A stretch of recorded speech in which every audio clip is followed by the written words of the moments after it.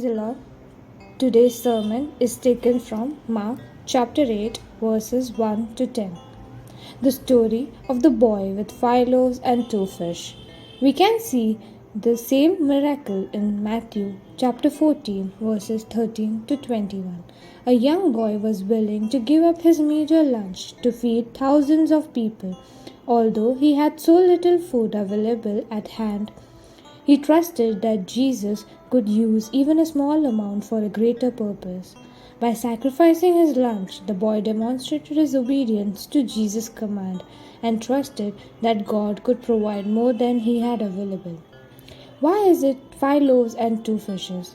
The Bible does not state why the boy had 5 loaves and 2 fish, but his willingness to give up his major lunch serves as an example of obedience to Jesus' command.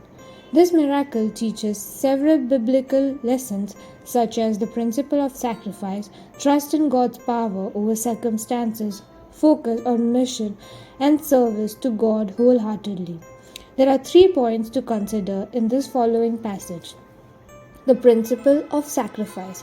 As stated earlier, the principle of sacrifice is an essential biblical lesson taught through the story of the boy with 5 loaves and 2 fish.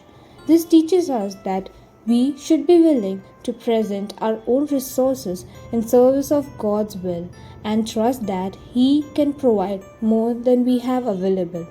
Sacrifice is an integral part of faith and obedience to God. We can use our limited resources to honor and glorify His name by understanding this principle.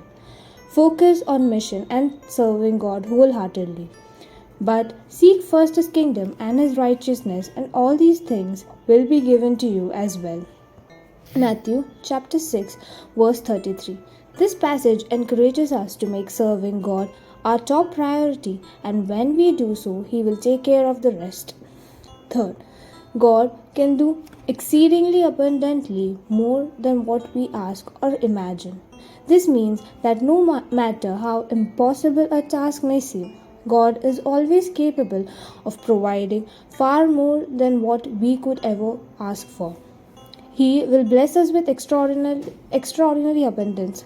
By understanding this, we can keep our eyes focused on God and His promises, and we live out our lives in His service.